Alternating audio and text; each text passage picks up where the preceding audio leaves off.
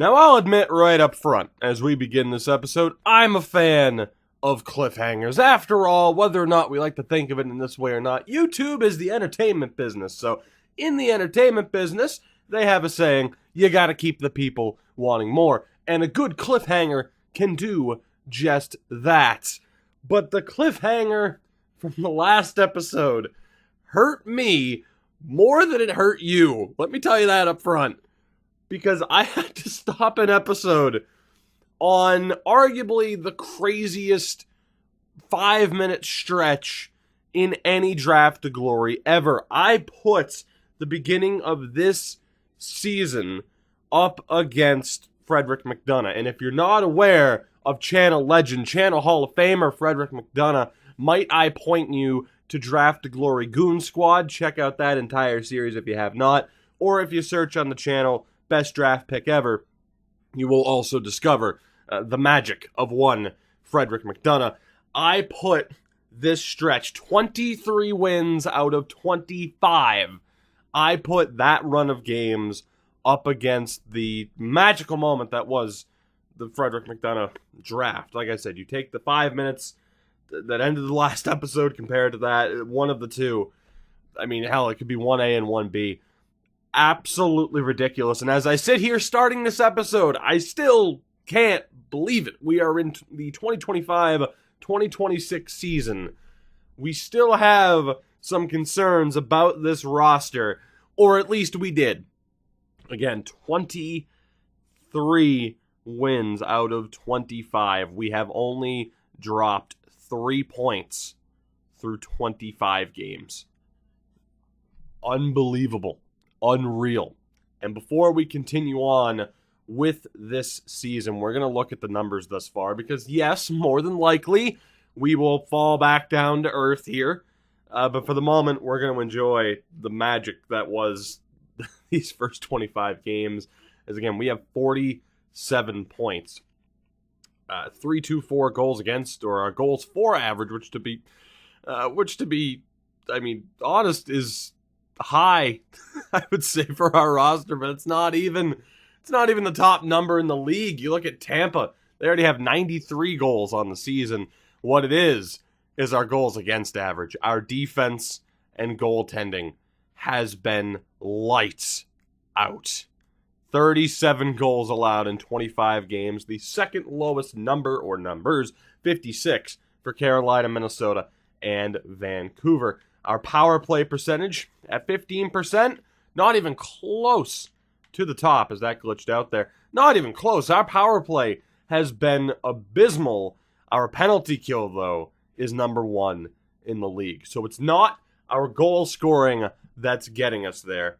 It's our defense and goaltending, especially the goaltending. Let's take a look at the team. Again, before we continue on here, just to get a look at this incredible run, as Dylan Redden is a 94 overall, 14 goals and 9 assists in this season thus far. I mean, you look at the attributes, he is an absolute monster. He is everything that we needed him to be.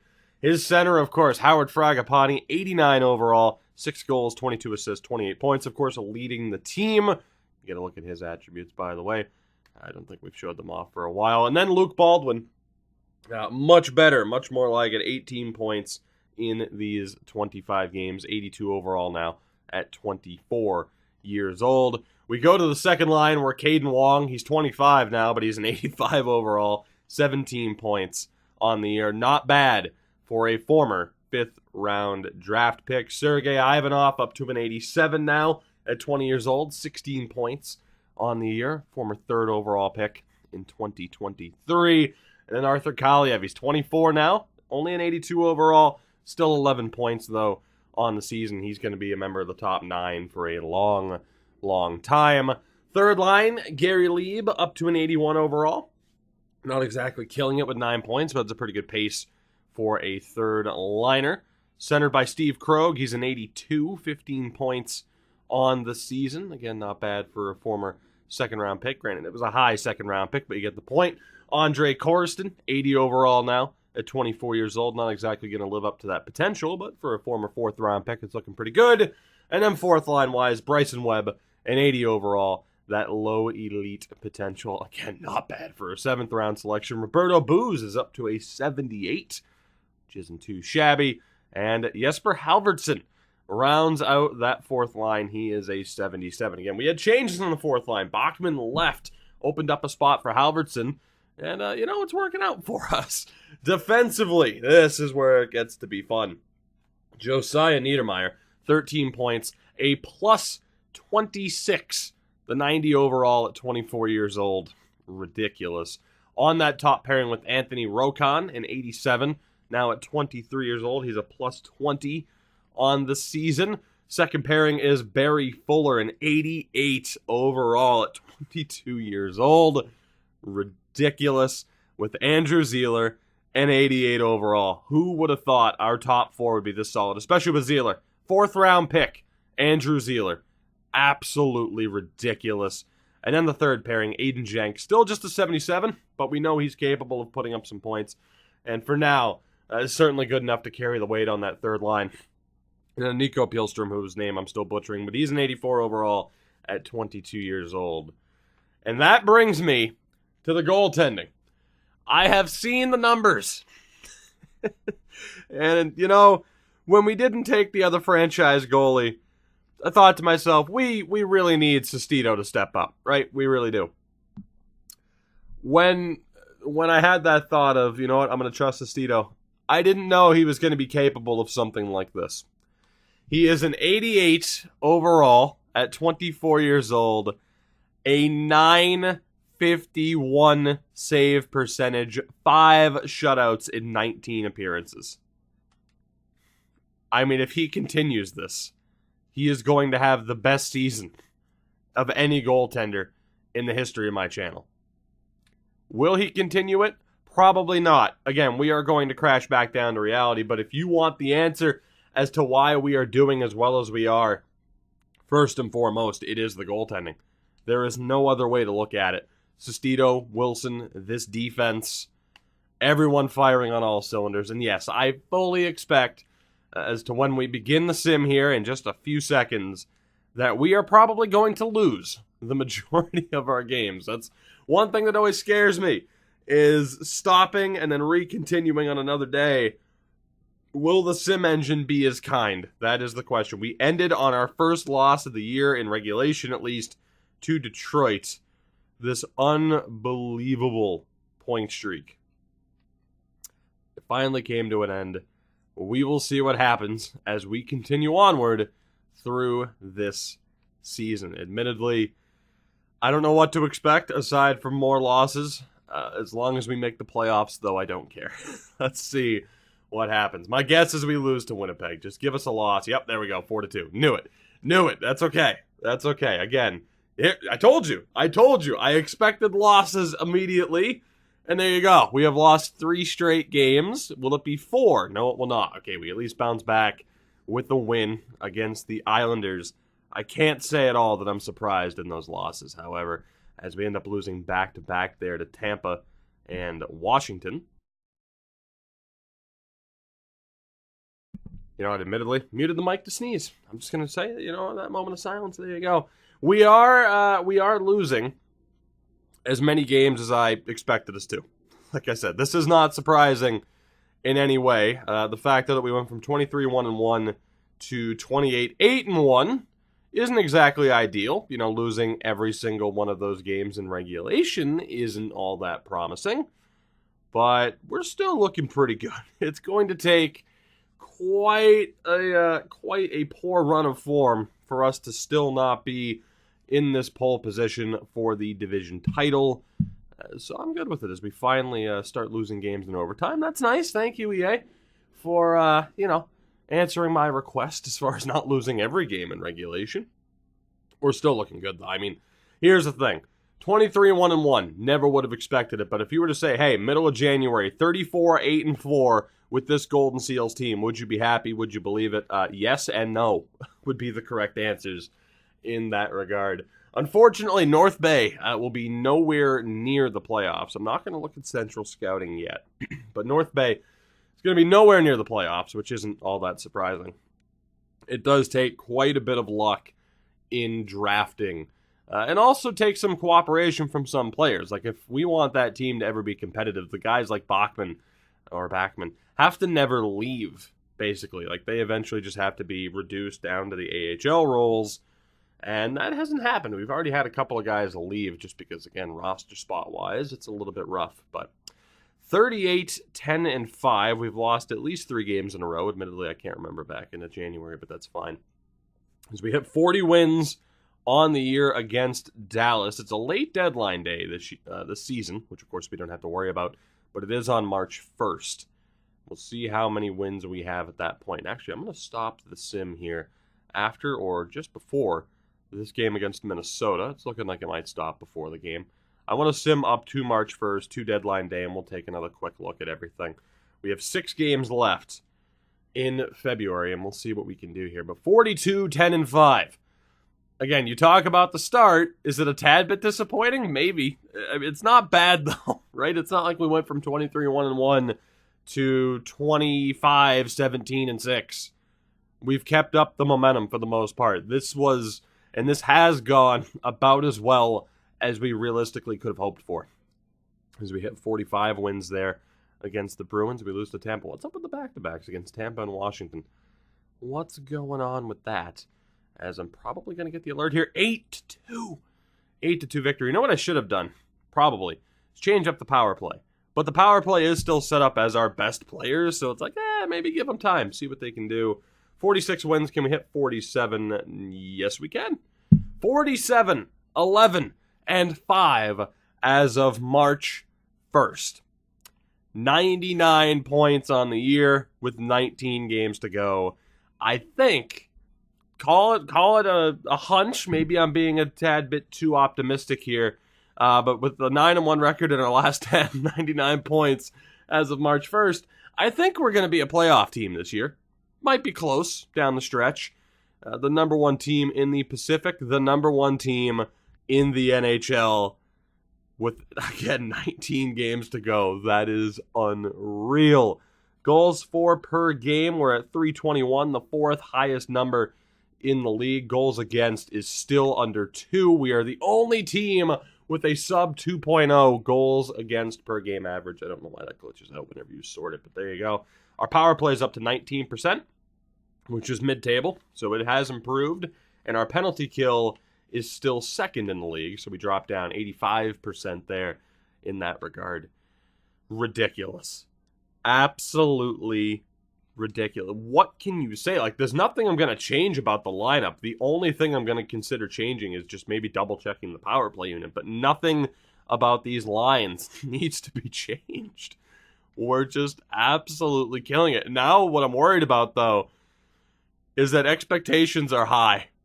They have to be. We're the number 1 team in the league. Expectations are high. We kind of know, though, that we are slightly overperforming. Yes, the goaltender, oh my God, has he developed or what? I'm just saying, okay, look, here's the thing. Give me some credit, right? Roenick might not ever develop. And yes, it would have been nice to have another franchise goalie waiting in the wings and to have that 1-2 punch and goal. I'm not denying that. I've done that in other series. But we needed the forward help at the time. Roenick's not going to develop from the looks of it. But at the very least, I hedged my bets on Brock Sestito, and it paid off. It's paid off. He still has a .937 save percentage with 9 shutouts on the year. Absolutely ridiculous. And then, too, credit to Pedro Wilson.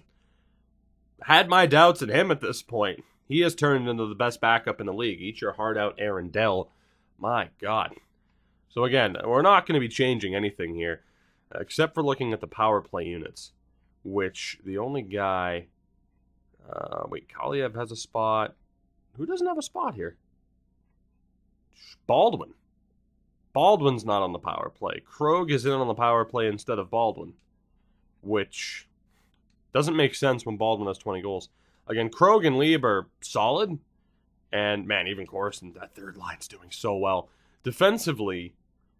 I mean, we have guys that can put up points here, though. That's the problem. Like, our top 4 in terms of defense, they deserve that power play time. They absolutely do. So, Krog, you're doing well, but I'm going to give Baldwin a chance, because why the hell wouldn't I? Can either of you three play center? Baldwin can play center, so we can have Ivanov on that top unit. I don't think I'm going to, though, because he is more of a setup guy. I mean, Jesus, pretty much 20 goals among everybody there. Ivanov is a setup man. We need another goal scorer on that top unit. So you know what we're going to do is just reunite everybody. So we will have the top 6 as our go-to lines. And to be honest, they're not actually set up for the 1-2 punch. Let's change that around. In fairness, lefty-righty doesn't matter in that regard, but we'll swap them around. Look to get them the shots on the point. We'll still keep the defense set up, but again, without the extra righty on that second unit, they're not exactly going to be set up for the 1-2 shots. Easy for me to say. Let's continue onward down the stretch. Let's see what we can do. Absolutely stunning still, just to look at what this team's accomplished. And again, you look at the defense, you look at the goaltending as we lose 7-1. I'm going to blame Pedro for that one. Someone could be like, of course you are. Someone could take that in a really weird direction, but I'm just saying I highly doubt Brock Sestito let up 7 goals. That's all I'm saying. 51 wins on the year. Who the hell expected this? You look at the defense, you look at the goaltending. Sure, we're going to be a good team. 51, now 52 wins. I don't think anybody could have called that. We have a realistic chance to hit 60 wins this season, which I'm pretty sure has been done in Draft to Glory previously. But if it has been, it's been a really long time. As you got to look at the top 5, which doesn't matter because we're going to be nowhere near.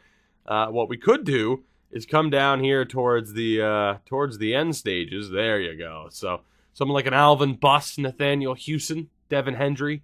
These are the guys. Good old Wayne Hancock, Kelly Costi, Jackson Shing. These are the guys we're going to be looking at for sure around the time in the draft. But we still have a little bit of a ways to go here. 53 wins. And that's the question now. Will we hit 60 wins? We certainly have enough games remaining to do it. But we'll find out. We are 5 wins away. We have 7 games left this season. So actually, in fairness, we might fall just short. We need 4 wins. We need 3 wins out of 4, actually, to hit 60. There's a chance that we slip up and miss out on the 60-win mark. We need to win 75% of our games from here on out. Let's sim the next 3. If we lose one of these, 60 wins is in danger. We beat Vancouver. We need to win 2 out of 3. We lose to Philly in a shootout. We need to beat Arizona, and we will not hit 60 wins on the year. 59 at best. As we wrap up this season against Washington with the W. 59, 17, and 6. Ladies and gentlemen, your California Golden Seals. Your first place California Golden Seals. We can actually sim an extra day for everybody to hit 82 games. Unreal. I don't know how to react to this. Like, this is the point in time where, FIFA Ultimate Team guys are throwing chairs around the room. I number one, I don't want to afford, I don't want to pay for a new chair. But I'm just in shock. We were one of 3 teams to hit 50 wins. Vancouver, unfortunately, is also a beast that we are potentially going to have to deal with. But what a season. 124 points. How do I react to that? How do you react to that? It speaks for itself. Goals for per game, we had the second highest mark in the league. One of 6 teams to finish above a 3.0. We finished at a 3.22, just behind Toronto. So we have the top offense in the West. Goals against average, the only team to finish below a 2.0 at a 1.96. Our power play, as you can see at the top again, is a 20.7, which is mid-table, but towards the top. And our penalty kill at an 84% is top 6. So there you go. There you go. What a season. 37-4 on the road. A 6-3-1 stretch heading into the postseason. Absolutely ridiculous. That is That is the only way to describe this season and what this team accomplished. We will actually, let's go back to this screen here because we're going to have to look around the league anyway. I just cannot believe what we've witnessed this season. Howard Fragapani, 87 points in 82 games. Redden, 3 points shy of a point a game tally. 43 goals, though, this season, and again, 73 assists for Fragapani. Unbelievable. From there, nobody else broke 60 but Caden Wong, 57 points, 24 goals. Baldwin, 29 goals, 50 points, which is, surprisingly low for someone who was on a pairing with Fragapani and Redden. Corriston, 25 goals, 49 points on the season. Ivanov, 49 points. Krog, 46. Kaliev, 41, which again is kind of low for a second liner when you look at what guys like Ivanov and Wong had. But, again, I'm not complaining. We still had the best offense in the West. Gary Lieb, 34 points, 28 for Booz on the fourth line, 20 for Webb. Halverson with 17, the 1 goal. So again, you look at the bottom three. For fourth liners, anything, as close to 20 points as possible. Third liners, as close to 30 points as possible. 30 to 40 is great. Second liners, 40 to 50. And then your top line as close to a point a game as they can be. I mean, Booz and Webb on the fourth line exceeded all expectations. I mean, Lieb on the third line, killed it. Krog and Corriston on the third line, they killed it. I'm not complaining by any stretch of the imagination. And then defensively, that might have something to do with why some numbers were down offensively, as Anthony Rokon put up 42 points and was a plus 59, which is not even the highest number on the team. 41 points for Zeeler. Niedermeyer, 35 points, a plus 66. What is life? What even is that? Fuller, 28 points, Pilstrom and Jenks. And then goaltending. Oh my God, Brock Sestito, 41, 16, and 4, 11 shutouts in 62 appearances, a .930 save percentage, and a sub 2.0 GAA. Ridiculous. So that save percentage didn't exactly stick at a .950, as you would have expected, but still, Brock Sestito, unreal. Absolutely unreal. And even then, we've seen like .937 save percentages for goaltenders, so a .930 is tremendous, obviously, but it's not even, it's a great season. It's not, the best season we've ever seen for a goaltender. Maybe in terms of win-loss ratio it is, though. And then Pedro Wilson, a .937 save percentage. 18, 3, and 2. Pedro, I'm sorry I blamed you for that blowout loss, because it probably wasn't you. It's ridiculous. He turned into an absolute monster. An absolute monster. And then down in the AHL for the hell of it, Adan Gray led the way with 61 points. I'd be intrigued to look at the progress reports before the draft, but needless to say, we're going to have to handle a few things before then. Oscar Winehandle led the league in points with 98, and again, you see some of the guys that we've missed out on, but it has worked out for us. In the end, 56 goals for Winehandle. I assumed would have been the top, and it is. One of 2 players to break the 50-goal mark, along with Kalle Lawson in New York. Redden finished 5th in goal scoring, tied for 5th with Patrick Kane. I do want to check this, though. Plus minus? Yeah. Oh, my God.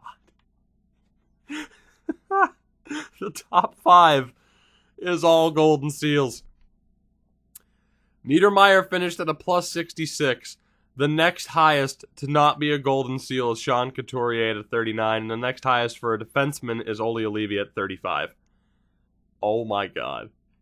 Our top players absolutely dominated. Our top pairing and our top line absolutely dominated. And Rokon took 70 penalty minutes this season.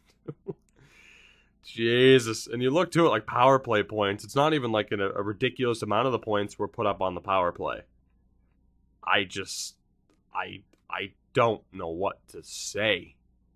What to do. This is absolutely phenomenal. Crazy. Goaltending-wise, might as well take a look.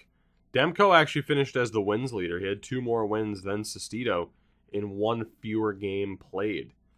Save percentage-wise, to be honest, it's looking like Malkin in Minnesota or Demko will be winning the Vezina over Brock Sestito, which is shocking. But yeah, I mean, you look at the numbers. I think Demko wins the Vezina.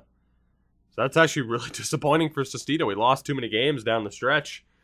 I think Thatcher Demko is going to sneak away with the Vezina. Malkin has a chance, though. Played 7 fewer games, so we'll see how that works out. And then rookie scoring-wise, Grenier. Grenier in Los Angeles will be taking that, no question about it. 33 goals for the 18-year-old rookie, who was the number 1 overall pick last year. So there you go. We know he was medium elite. We know he wasn't franchised, but still. What a player. What a player. So as far as the playoff situation goes, it's confirmed we have ourselves a rematch against the San Jose Sharks. Vancouver will play Vegas, and then out of the Central, Winnipeg will play Arizona. Minnesota will play Chicago. Then in the East, for the hell of it, let's see. Actually, let's just advance a day. I don't care as much about the East. So whatever. We can just take a look here. In the East, Toronto, Florida, Philly, New York Islanders, New York Rangers, Carolina Hurricanes, and Tampa, Montreal.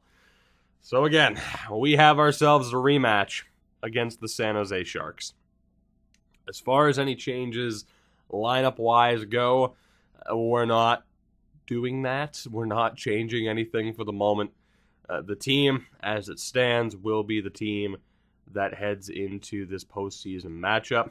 Rudy Barahowski, by the way, making a strong effort to be a part of the NHL roster next season and probably has a decent chance to outduel Halverson for that spot. But for now, no other changes, although Antoine Lalonde as well stepping up, wants that third pairing spot. We'll see if he ends up getting that next year. And then Fedorov, of course, still our go-to. Unfortunately, not a crazy amount of development from Ivan Saprikin. Just didn't happen that way. Our team's good. Our lineup's good to go. Let's take a look at least at the names that we can see in San Jose, because we're not going to have a good look at the stats. Let's see what we're dealing with in the form of the San Jose Sharks. They have Isaac Commodore. Of course, we kind of roughly know how good he is as a former number 2 overall pick. But it's Commodore, Ryan Nugent-Hopkins, and Robbie Fabry. Second line of Nick Ritchie, Kimmo Martikainen, who is a former 11th overall pick, and Devin Greer. Third line of Miles Wood, Cooper Peterson, and Mark Jankowski. Boris Kachuk, Andreas Athanasiou, and Eunice Donskoy. So again, we don't have exact information on any of these players as far as overall is concerned. Jesus. Which, okay, so offensively, right, we know they have some strong players. They have a pretty well-rounded team. There's going to be some competition there. We know that they've had some high picks as well. Defensively, we definitely know that they've had some high picks because they have Roy Engel, who is a former number 1 overall pick. Unless he's German, in which Angelo would work, but, the American is ridiculous. And then Adrian Knighty as well. Again, we don't have an exact report on him, but a former 5th overall pick. Second pairing is Trent Sims with Colton Parayko. Third pairing is Jordan Negrin with Barry Clough. So we can assume that we're in for a little bit of a rough series here. Martin Jones, still their goaltender. This could be rough. He had a really good season, too. Martin Jones was able to defeat us previously. We don't have to talk about this, do we? Wait, no, shit, we didn't play San Jose. I kept talking about a rematch. The Vegas series. You're going to have to excuse me for that. The Vegas series is what I'm confusing it with, I do believe. Yeah, it's going to happen. Actually, no, wait, shit. Did we play them last year? No, we played Anaheim last year. Jesus. Yeah, see, case in point. I am confusing this with Vegas, where we have played San Jose and Vegas. So all the people who are just... to all of you who have already left a comment, I know. I'm sorry. It can happen sometimes. You get confused. Taking a swig of my drink. Right, we're good to go. We're good to go. We know what our team is. We know what we're capable of. That San Jose team, couple of question marks where we don't have those locked in overalls, but it's certainly a more than capable squad. We'll see what happens here. Game 1. We're jumping into it. No cliffhangers. Game 1. Let's do this. Let's do this. We are back in the playoffs. We made it for the first time last year. Nearly made it out of the first round. We'll see what happens this time out. First period, game 1 against the Sharks, and it is scoreless. 13 shots to 10. I give them the slight edge for the fact that they didn't let up a goal.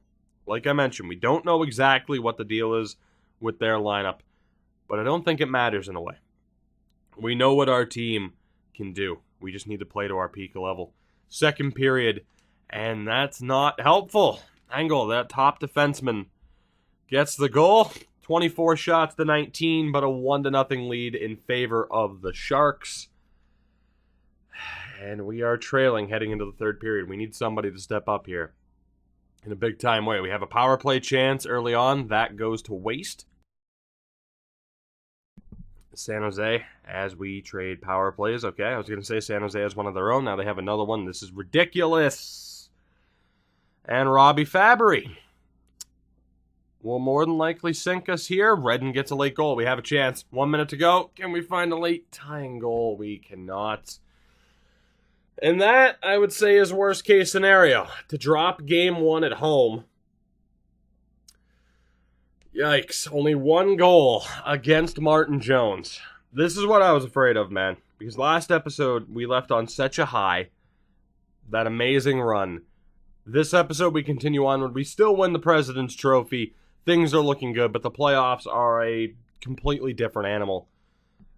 San Jose gets the opening goal in the second period. We're only able to put up one goal. It took us nearly 58 minutes to get a puck past Martin Jones. Redden was able to do it. That was the only goal of the game. We could be in for a very, very tough series. I mean, like I said, that pressure is on. We need to do well here. A first-round exit off the back of this season, it's inexcusable. It cannot be looked at any other way than a disappointment. That said, we haven't lost yet. We still have a chance.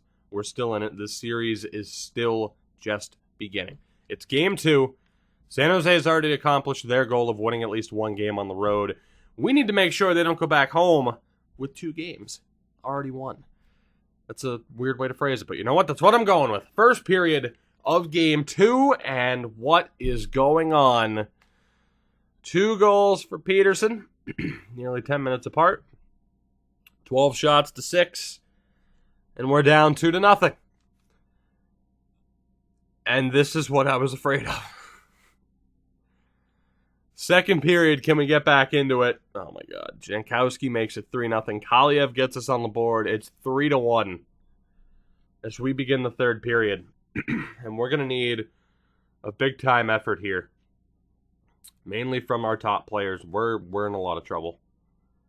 I don't want to call it getting EA'd, but we are in a lot of trouble. Martikainen makes it 4. The San Jose Sharks, barring a miracle, will be taking a 2-0 series lead back with them to San Jose. 4-1 final. 4-1 final. A 59-win season. And we have lost both games at home, and I can't help but to fear the worst and to have a sense of pessimism here because, I'm sorry, you can't blame me for the pessimistic attitude because we've seen this play out. This was the worst case scenario. I needed something in terms of optimism, and we have nothing thus far. And Sestito, for no reason, someone who was so dominant, is struggling. Defensively, struggling. It's like, what the hell can we do to spark this team? What the hell can we do to spark this team? We know these lines, the way they are good enough to get the job done.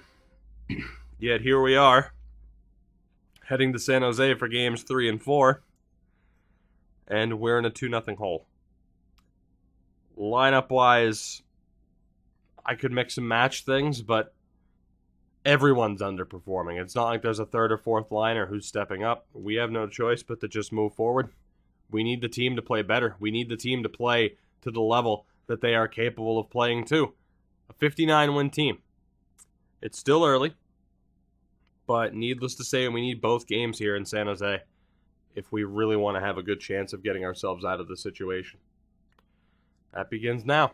First period of Game 3 is scoreless, 12 shots to 10 in our favor. Nothing on the board, though. Second period, as they get the opening goal with Ryan Nugent-Hopkins. Howard Fragapani, though, has tied it. 22 shots to 17. That is the key difference maker, I'd say, between Game 3. Hopefully, what will be the key difference maker between Game 3 and Game 1 is that we were able to tie it in the second period. To the third period we go. We need this next goal. This is the most important goal in this series thus far as we trade power plays and Baldwin gets it. We have the lead halfway through the third. We need to hold on. Another power play here for the Sharks. That's also killed off. 4 minutes to go. Can we hold on? Power play for the Sharks, and we survive. Thank you. Thank you, God. Oh, my God. Luke Baldwin gets the game-winning goal. 2-1 final here in Game 3. 36 shots to 25. We get this victory that we needed oh so desperately. Martin Jones, again, the first star of the game. But we got the win. Right. Can you tell how nervous I am for this? Because, I mean, damn. That pressure's on. We have to win. We can't get bounced in the first round. We can't. We cannot get bounced in the first round. We have to win. We have to at least improve upon what we did last season. We did in the regular season. Now it's time for that first taste of postseason success. Game 4. Lineup changes? No. We're good. We can win this. We just have to get the job done. Game 4. Game 4. All right, deep breath. We got this. We got this. Faith and confidence in the team. Don't let the fear of getting EA'd overwhelm you. I'm saying that to me. First period. And San Jose gets the opening goal. It's Nick Ritchie. 10 shots to 8 in our favor. We're down 1-0. That's fine. It's early. We have time. Second period. There we go. Fragapani ties it. 17 shots to 16 in their favor. Tied up at 1 apiece on the board. Needless to say, yet again, the next goal is oh so important. We are either going to be facing a 3-1 deficit as we head back to Oakland for Game 5, or we're going to be all tied up. Here we go. Come on. We need players to step up. We need the Liebs and the Corstons, the defense, or the Dylan Reddens, the franchise, to step up. Nick fucking Ritchie, though, gets his second goal of the game. We're tied yet again. 8.5 to go. Power play chance goes to waste. Under 6 minutes to go. The next goal will win. Commodore Baldwin ties it 50 seconds later. Are we going to overtime? Yes, we are. Jesus. Oh, God. Oh, God. Okay. Overtime for the first time in this series, right? Right.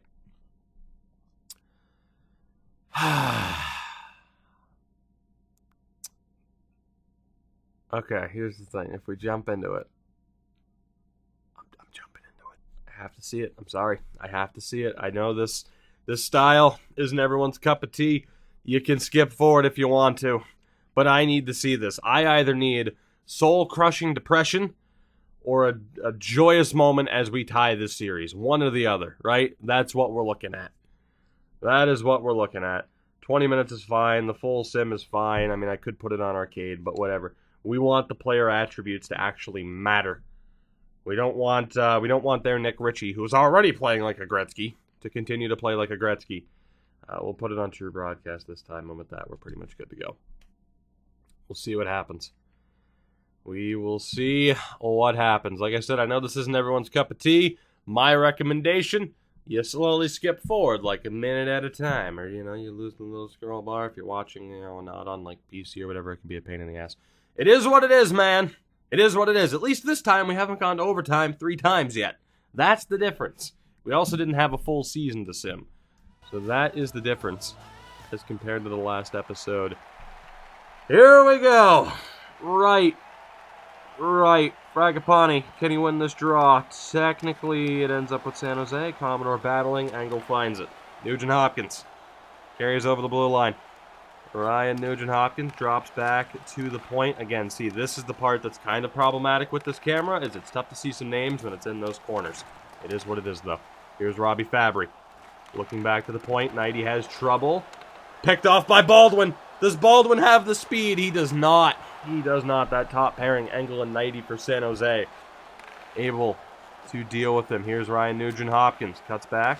Engel having trouble but recovers. In front for Commodore. And a big glove save for Brock Sestito. I will tell you this. I went and changed his mask. I guess because he has used team equipment on. It just changes it back by default. So, you know, just so you're aware. Just so you're aware. As we win the defensive zone draw, here's Redden. Dylan Redden. Over the line. Gets absolutely destroyed by Knighty. And goes straight to the bench. He's not hurt. It was just a line change. 2-on-2 here for the Sharks. Here's Richie. Shot. Glove save. Yet again by Sestito. Not the best opening 55 seconds we've ever seen. Because we're going to have to watch Knighty get Knighty just absolutely light up Redden. Jesus. He's still young. He'll learn not to do that. It'll be a bit problematic. Wong, Ivanov, and Kaliev are out. Ivanov wins the draw. Kaliev throws it across. Martikainen intercepts. San Jose with possession. The cycle. Fuller knocks him off the puck. Zeeler to Wong. We're looking for the breakout. Struggling. Another turnover. Martikainen. Here's Richie again. He's all over the place. Regardless. Richie backhander on net. Glove save. By Sestito. Our breakout has been abysmal thus far. Don't exactly have a ton of confidence. Same matchup. Second line v. second line. Ivanov cannot win this draw. The point is Parayko. Richie and Greer. Quick give and go. Wong finds it. Here's Fuller. Now Zeeler. We're able to get over the blue line clear. Here's Ivanov. Ivanov looking. Throws it in front for Wong. Back check is successful, but it will be iced by the Sharks. Close race. But a huge opportunity here. As I believe that was Parayko that was forced to dump the puck out. Wong, Ivanov, and Kaliev out against Wood, Martikainen, and Greer. So it's a mix and match between their second and third line. Can Ivanov win the draw? He cannot. Why our coach didn't put out a fresh third line, I do not know. Chance here for the Sharks. Save, rebounds. And we will be facing a 3-1 deficit in this series as we go back home for Game 5. Offensive zone draw loss.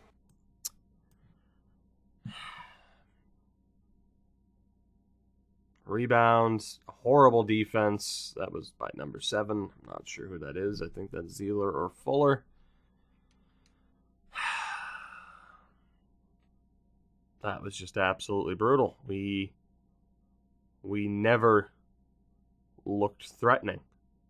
Like, that's the highlight of the overtime, is Dylan Redden getting absolutely lit up as he tried to cut into the middle. Sestito had to make a couple of big saves early on, and then right here's the game winner. That was, I believe, Fuller, who gets beat 4-3 final. And we are one game away from elimination. 59 wins. 59 wins. And we are one game away from being eliminated. That is so incredibly frustrating. We're not out of it yet, but it certainly feels like it. Goaltending wise, I mean, Sestito has been fucking terrible, because of course he's been. Defensively, no one's been doing well. We're going to mix up the pairings. Let's go Zeeler with Niedermeyer, Fuller with Rokon. And then on the offensive side of things, the top unit, really the only... Yeah, that's where the offense has been coming from. That's it. So we're going to look to change it up. How so, though, is the question. I think we're going to go with something like that.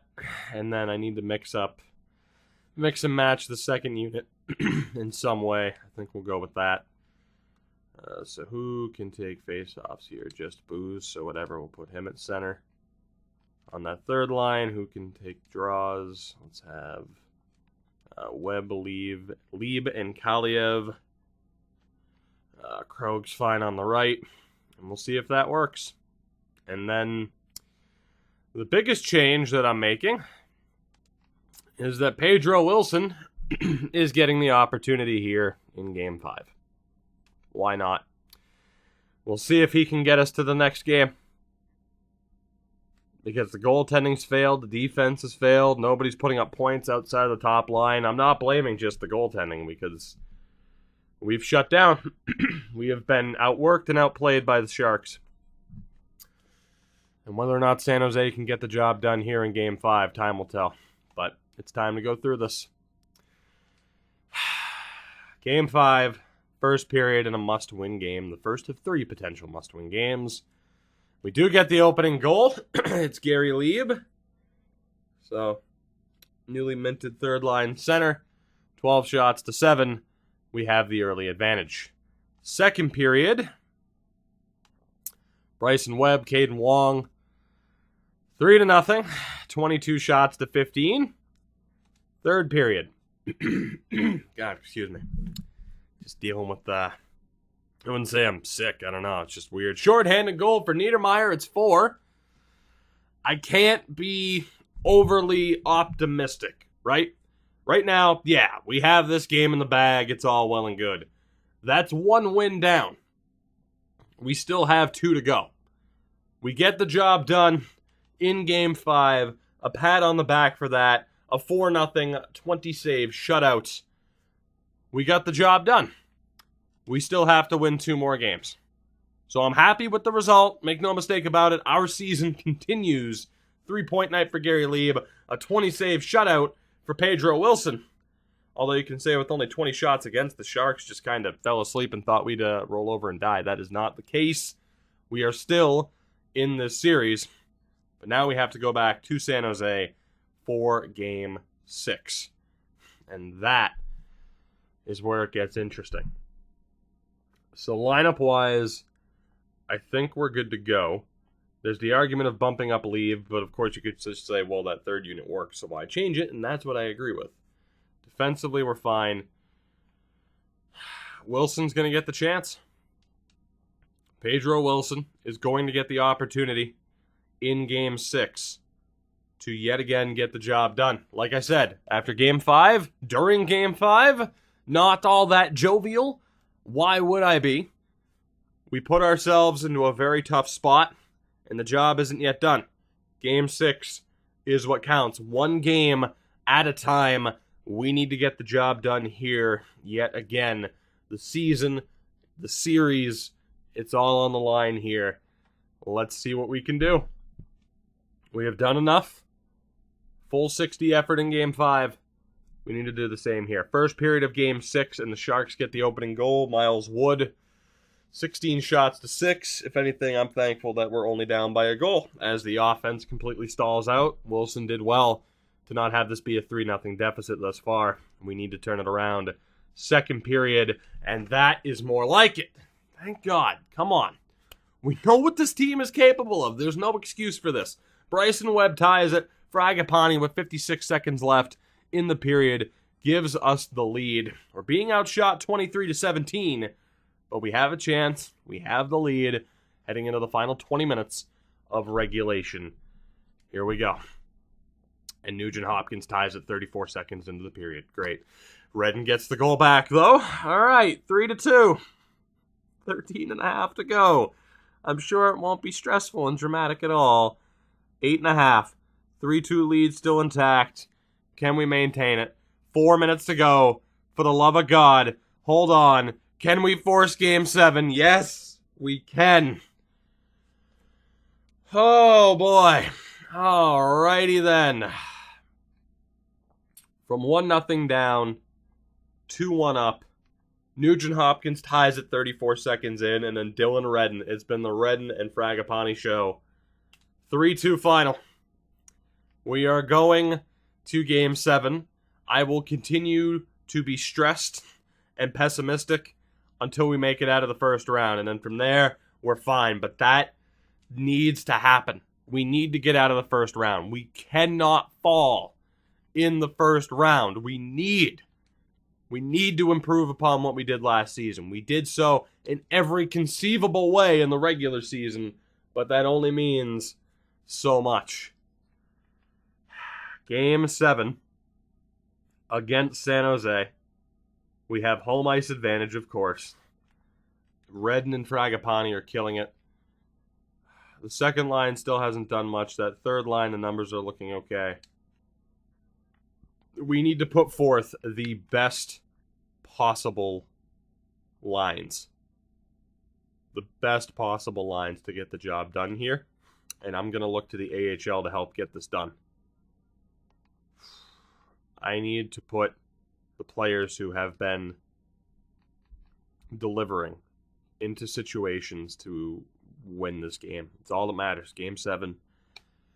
God damn it, I'm stressed. I'm stressed for this. I'm nervous for this. Halverson, you have 1 assist. You're a -2. I'm giving Barahowski the chance in this game. Korostin has 1 point and is a -4. He has been absolutely terrible. Absolutely terrible. I'm going to go best lines down in the AHL because it doesn't matter at the moment. I got to be honest. Korostin's been arguably our worst player. I think I'm going to bring in Halverson for Korostin. Halverson's going to get the chance. Korostin, he was a playoff hero last year. He has been miserable thus far. So no points for Booze. The one for Halverson, 1 point, but a +3 for Kaliev. 4 points for Lieb. 3 points for Bryson Webb. Krog has 1 point and is a -4. Krog, I'm sorry, buddy, but you are getting dropped. You are getting dropped. Rudy's going to get a decent opportunity here. So again, the 4 points for Lieb, 3 points for Webb, 1 point but a +3 for Kaliev, 1 point for Caden Wong as well. I'm looking at making sure that our top players get the opportunity here. Why the hell not? So again, 1 point there, 1 point there, 4-2 for Ivanov, 3 for Bryson Webb, and then the 3 points for Baldwin. I gotta be honest. Gary Lieb, congratulations. Today is your lucky day. You're gonna get to play with Red and Fragapani. And then that second unit is going to be Webb, Ivanov, Baldwin. And then who can play center out of this unit? Nobody. So we are going to have to mix and match a little bit here. Krog will... Krog, you're not going to get the chance, buddy. No, Krog will get the chance, but goddamn it, I'm not happy about it. Wong, Krog, Kaliev, Halverson, Booze, and Barahowski. I'm actually going to flip those two. And we'll see what happens there. But Lieb's going to get the opportunity. Been one of our best performers. I'm trying to reward guys like Lieb and Webb who have had a good postseason thus far, in comparison at least. Defensively, Niedermeyer at least isn't a minus anymore. Zieler hasn't exactly killed it. But I think we're good to go. That's kind of sorted itself out. The only thing I do is put or swap Zieler and Pihlstrom, which, to be honest, there really isn't too big of a need to do that, I would say. I think we're okay there. And then the question of who gets to play, and to be honest, it's not a question. Pedro Wilson's going to have the opportunity to dig us out of this situation if we make it to the next round. Hopefully when we make it to the next round, we will give Sestito the chance to begin that series. But that is not a guarantee. We have battled back from 3-1 down. We have forced Game 7. Another Game 7, by the way. 2 postseason appearances, 2 Game 7s. Here we go. Here we go. Can we get the job done? Let's find out. First period, and we do get the opening goal. It's Arthur Kaliev. 14 shots to 10. 1-0 on the board for your Golden Seals. We still got a long way to go, though. A long way to go. Second period. Barahowski, his first NHL game is a playoff game, and he scores. Rudy Barahowski. 2-0 Golden Seals. 25 shots apiece. And I get the matchup. Sharks against Seals. We should lose this in the Battle of the Wild. But that's not what's going to happen. We're going to get this. We're going to get this. Come on. Third period. Come on. We got this. Luke Baldwin makes it 3. Baldwin makes it 3. Power play chance goes to waste. We're up 3-0 with 11 minutes to go. Come on. Baldwin makes it 4. The California Golden Seals have battled back from 3-1 down. Pedro Wilson, a hero. A goddamn hero. Rudy Perahowski, the rookie. First NHL game. The California Golden Seals. I need to see the celebration because, damn it, we deserve it. The California Golden Seals are going to the second round. We are making this happen. 4-0. Baldwin dropped to the second line where he takes over and delivers.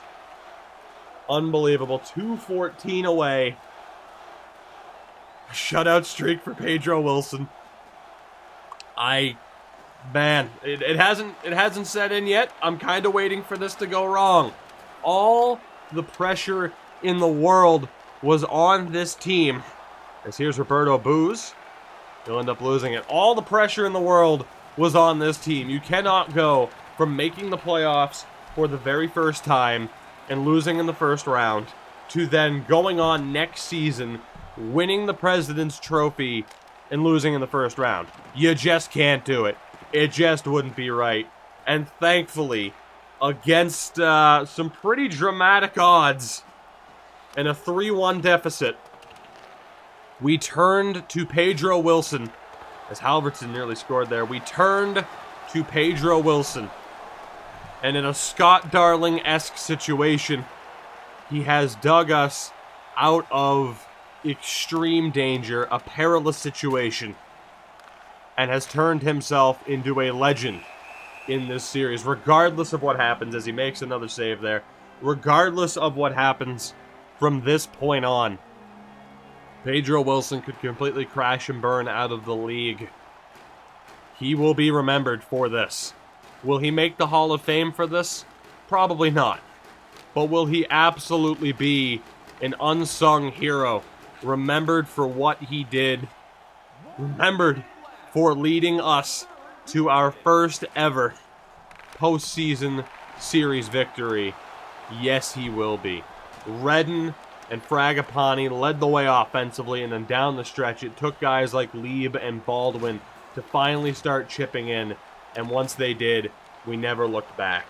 We got the offense going, we got the goaltending sorted, and it has led to this, where Pedro Wilson... Then again, Pedro Wilson didn't have a shutout streak, did he?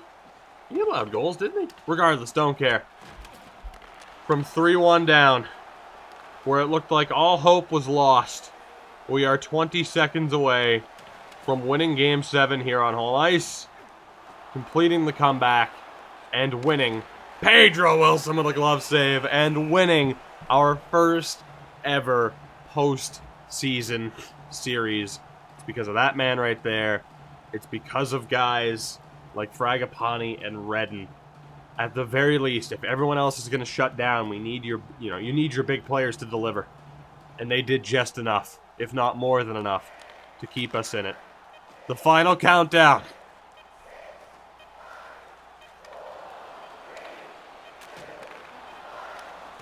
The California Golden Seals are going to the second round.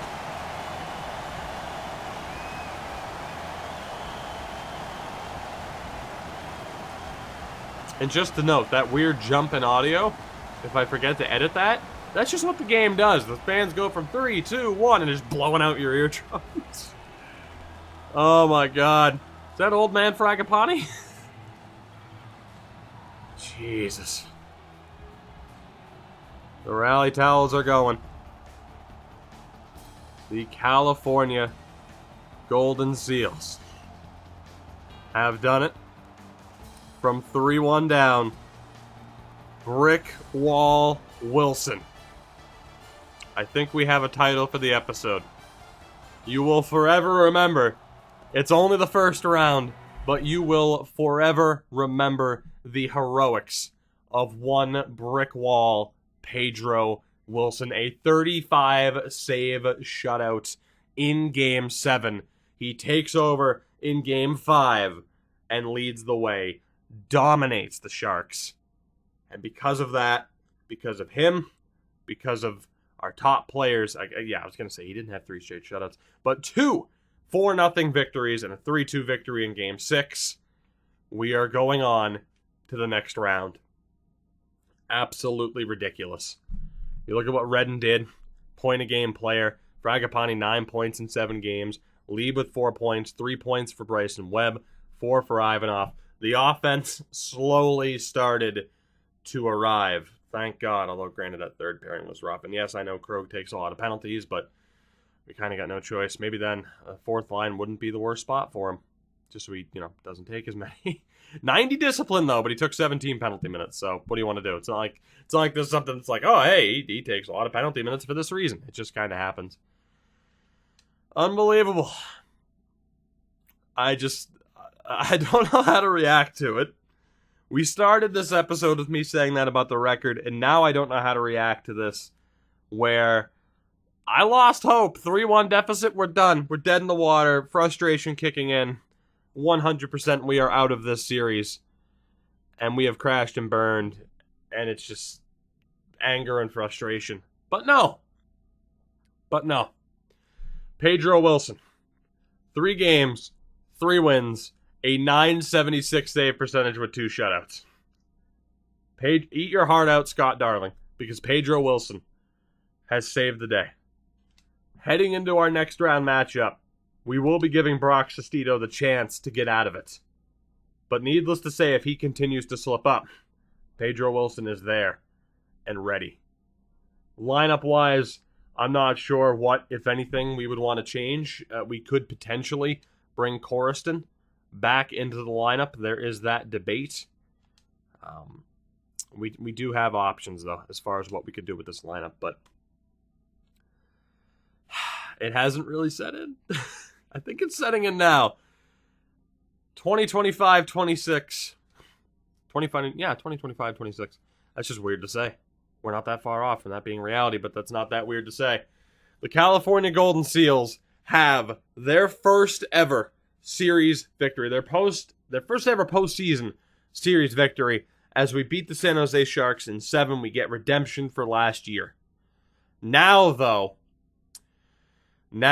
we have to take on Thatcher Demko and a very, very tough Canucks team. What'll happen? You'll find out in the next episode. That's not exactly a cliffhanger. You knew that was coming. Thank you guys for watching. I do appreciate it. You know the deal. Support the videos, support the channel, description, and all that happy, fun stuff. The California Golden Seals are still in the postseason. And where we go from here, who the hell knows?